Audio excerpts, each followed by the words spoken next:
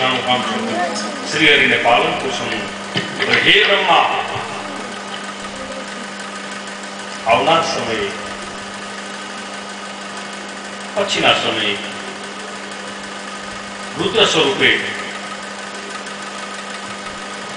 પ્રકટ થઈશ. તમારી પ્રકૃતિમાંથી એને વાર છે. તે રુદ્ર પ્રલયના સ્વામી થશે. સંહારનું કાર્ય તેમના હાથ રહેશે. બંને દેવને, ત્રણેય દેવને પોતાનું કાર્ય સોંપવાનું ભગવાને કીધું એટલું જ નહીં સાહેબ.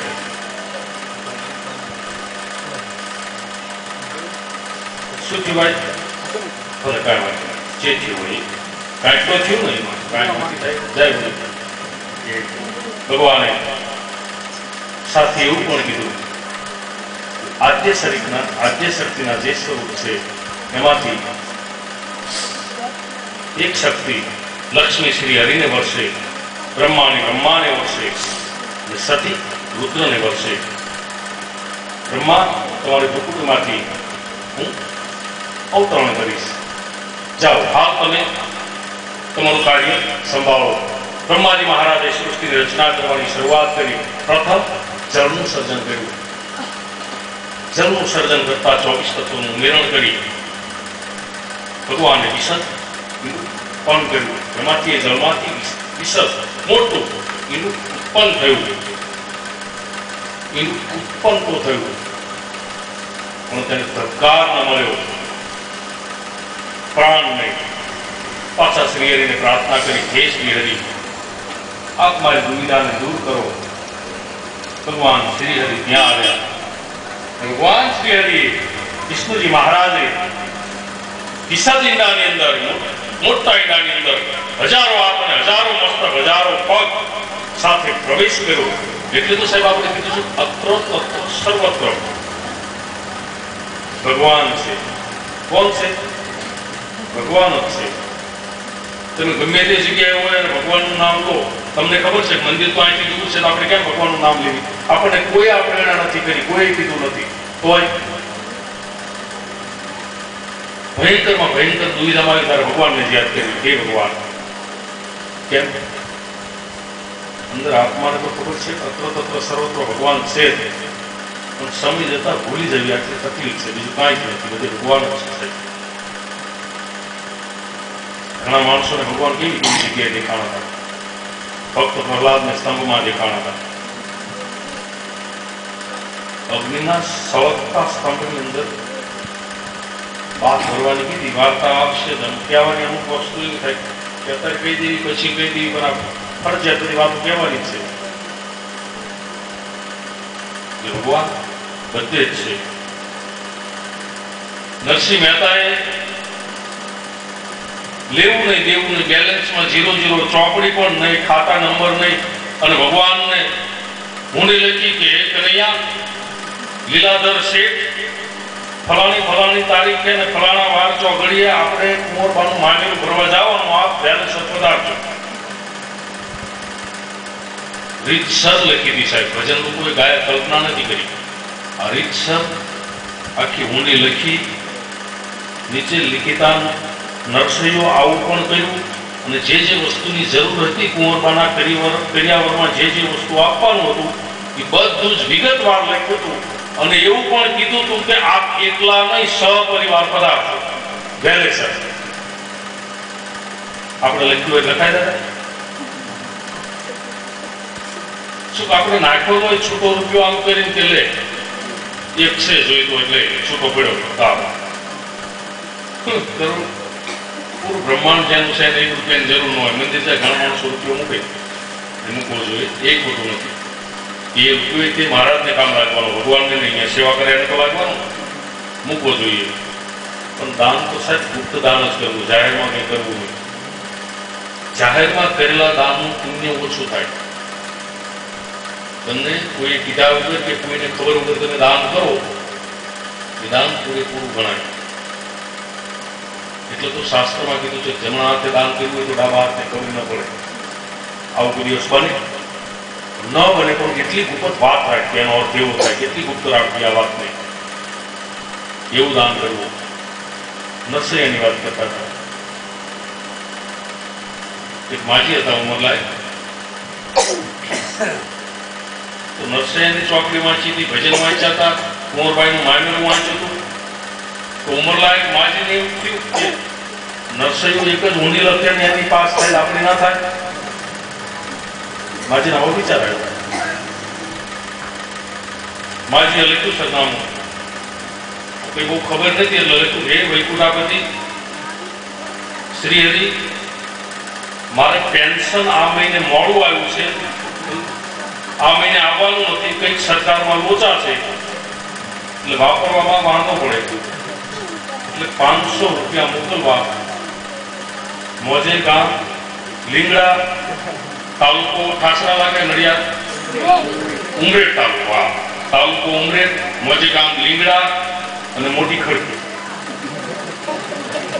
સાહેબ માજીએ લખ્યું કાયદેસર, અને એટલું જેટલા જરૂર હતા 500 રૂપિયા મોકલવા. ટપાલ ગઈ, ટપાલ તો ઉમરેઠ તાલુકે પહેલી પહોંચે. જે ગામની ટપાલ હતી આ લોકોએ છૂટી પાડી મૂકી દીધી કે આ ફલાણા ગામ, આ ફલાણા ગામ, આ ફલાણા ગામ. એક ટપાલ વધી એટલે પેલા જે ટપાલ છૂટી પાડતા ત્યારે જે મોટા સાહેબ હતા એને સાહેબ એક ટપાલ વૈકુંઠ લઈ જવાની છે. એટલે સાહેબે કીધું કે તારે જવું હોય તો જા, મારે તો જેવું છોકરા નાના, મારે છોકરા નાના. વૈકુંઠ કે કોણ જાય તને બુદ્ધિ? સાહેબ મારે તો તમને બતાવવી પડે, લખેલી છે સરનામું, ટિકિટ મારેલી. એટલે સાહેબને દયા કે ખરેખર કોઈ આવો માણસ હોય અને ભોળું માણસ હશે તો જ લખી હોય ઊંડી ભગવાન સુધી. અને કઈ બહુ મોટી ડિમાન્ડ નથી, કઈ બહુ મોટી માંગ નથી, 500 રૂપિયા છે. એટલે કીધું ભાઈ સ્ટાફ વાળાને બધાએ કીધું કે કેટલા તેને બધા ઉમેરવામાં. એટલે કોકે 20 રૂપિયા આપ્યા, કોકે 10 રૂપિયા આપ્યા, કોકે 50 આપ્યા. પણ બન્યું એવું કે જરૂર હતી 500ની અને પૈસા થયા 350 રૂપિયા. પેલા સાહેબ ને એવું થયું 350 મોકલાવી દો. આમાં શું ફેર પડે? આમને કવર પાછું મોકલો. બીજા ત્રીજા દિવસે આવ્યું કે ભાઈ લીંગડા કે હાસ, મોટી ખડકી ક્યાં કે કાંતાબા કે હું જ કાંતાબા હું કે તમારો મળ્યા ઓર્ડર છે એમાં મળ્યા ઓર્ડર અને 3 દિવસમાં કે હા તે કશો વાંધો નહીં કે મેં ઊંડી મોકલી દીધી, કદાચ આવ્યો હોય, ક્યાં સહી કરવાની બોલ. માજી એમ ઉભો કરી દીધો, ભાઈ નીકળી ગયો. માજી એક વાર કીડીઓ લઈ અને પહેલા કોની આંખ સામે મૂક્યું કે મહારાજ તકલીફ આપી પણ બહુ જલ્દી મોકલાયા પૈસા. દીવો કર્યો, ટોકરી વગાડી, બધું વિધિવત કરી કાગળ ખોલ્યું, પલંગમાં બેસે, નોટો બધી છૂટી પાડી, 10ની, 20ની, 50ની ગણ્યા પૈસા 350 થયા. 500 લેતા હતા, 350 નહીં હોય, બેલેન્સ ઓછું હશે ને. લખાતા તો 500 મને યાદ છે, તો ત્યાં ઓગણું હોય. બીજા દિવસે મોટી ટપાલ લખી કે હે ભગવાન શ્રી હરિ વૈકુંઠાપતિ, મને વિશ્વાસ છે કે તમે પૂરેપૂરા 500 જ મોકલા છે, પણ ટપાલ પેટી વાળા 150 ખાઈ ગયા. ટપાલ પેટી વાળા 150 ખાઈ ગયા.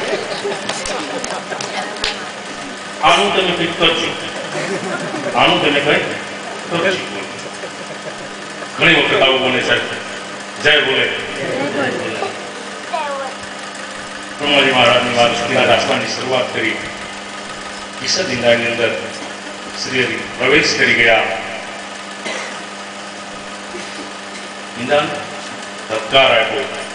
ઈંડારૂપી આ પૃથ્વી છે સાહેબ, એ ઈંડારૂપી આ પૃથ્વી છે ને જે કંઈ અંદર ઉગી નીકળ્યું, અનેક અર્થમાં પ્રકૃતિ પણ કહેવાય. અને પુરુષ વિના પ્રકૃતિ જળ હતી, પુરુષ વિના પ્રકૃતિ જળ હતી. જે કંઈ શૂન્ય હતું તે બધું સબર બન્યું. બ્રહ્માજી મહારાજ અતિ આનંદ પામ્યા કાર્યમાં સફળતા મળે એટલે આનંદ આવે, આનંદ પામ્યા. બ્રહ્માજી મહારાજે બીજી સૃષ્ટિની રચના કરી. પ્રથમ સૃષ્ટિ જે સ્થાવર સૃષ્ટિ, અને સ્થાવર સૃષ્ટિ જે તમોગુણી હતી. બીજી સૃષ્ટિ જે સત્વગુણથી સભર હતી, તે દેવ સૃષ્ટિ બની, તેને દેવોને અર્પિત કરી ભગવાને. પછી જે સૃષ્ટિની રચના કરી તે રજોગુણી સૃષ્ટિ. આપણે રજોગુણી કહેવાય, આપણે જે છીએ રજોગુણી સૃષ્ટિ. રજોગુણી સૃષ્ટિની રચના કરી. પછી મનુષ્ય સર્જન કર્યું પોતાના જ અંગમાંથી.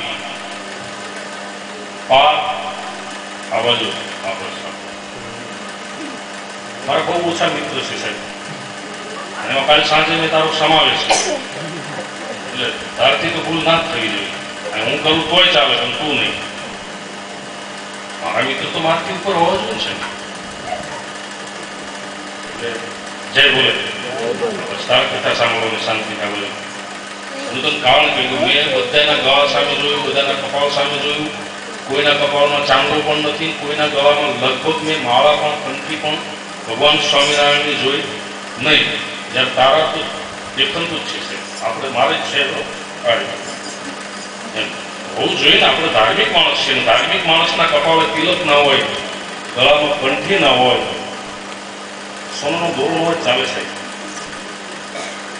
સોનું સોનાથી શીખે છે. સોનું કદાચ પ્રભાવ પાડે, સોનું ત્યારબાદ પ્રભાવ પડે, સોનાથી પ્રકાશિત ન હોય, પ્રકાશ ન પડે. સોનું આપણે પહેરેલું હોય તો પ્રભાવિત થઈએ, બધા વચ્ચે આ ધનિક માણસ હશે, પણ એનો અર્થ એ ના થાય કે પ્રકાશિત કે જ્ઞાની હશે, સારો વ્યક્તિ હશે, એવું સોનું ન કહી શકે. જ્યારે સાહેબ ₹1.5 કંઠી કહી શકે કે આ માણસ ધાર્મિક હશે. એની કિંમત ₹1.5 પૈસામાં નથી આપતા, પણ લેવા જાય તો એના ₹2, ₹5. પણ એનાથી એ વસ્તુ ચોક્કસ નક્કી થાય કે માણસ ધાર્મિક છે, અને ધાર્મિક પર જ કોઈ ભરોસો કરશે, વિશ્વાસ કરશે. હાલના જગતને કોની પર વિશ્વાસ મૂકવો એ બહુ મોટો પ્રશ્ન છે. દરેક વસ્તુ મૂકવા માટે તમારી પાસે પૈસા હોય, તમે બેંકમાં મૂકી આવો, વધારે પડતા ઘરાણા હોય, દસ્તાવેજ હોય, લોકર લઈ લો. તો વિશ્વાસ અને હૃદયની વાત કોને તે મૂકશો, કોને કરશો? તો કપરી પરિસ્થિતિ છે. પણ જેના ગળાની અંદર માળા કોઈ જોશે, મસ્ત તિલક જોશે, એટલે ધાર્મિક માણસ છે, ભગવાનનો માણસ છે, આવું વિચારીને પણ કોઈ તમારી પર ભરોસો કરશે. મારો કહેવાનો અર્થ એવું નથી તમારી પર કોઈ ભરોસો નથી કરતો, પણ એકદમ જ આવે માણસ કોઈ વિચારશે કે ધાર્મિક માણસ છે, માણસ ખરાબ ના હોય. પણ આ ક્યારે ખબર પડે? તમે બહાર ક્યાંક જાઓ, અટવાઈ જાઓ, તમારો ફોન ન ચાલે, મોબાઈલ ન હોય, ખીચામાં પૈસા ન હોય, અને તમે કોઈકને કહો ભાઈ મને ₹200 હું તને કાલ મોકલાવીશ, તો વિચારી લે કે માણસ સારો ખરાબ નથી. ચિત્ર પર કેવું લાગે? 200 આપશે જ ખાલી, અઠવાંગી નહીં હોય, સાહેબ આપશે જ. અને બહુ જ મહત્વ છે. પહેરવાનું કોઈ અમતું નથી કહેતું, આ આડંબર નથી. માળા પહેરવી કોઈ આડંબર નથી. સોનું જેને પહેર્યું છે એનો મારા જોડે કોઈ વિરોધ નથી સાહેબ. પાછું મહારાજ જોડ ના હોય એટલે આવું જ કરે, મહારાજ જોડ ના હોય એટલે મહારાજ બીજા પહેરવા ના પાડે ને, એવું ન હોય છે. દરેકને પોતાનું ભાગ્યનું મળી જ રહે, એમાં કોઈ ન રોકી શકે ક્યારેય. जिसका जितने भाग्य में लिखा उतना ही पाता है. भारत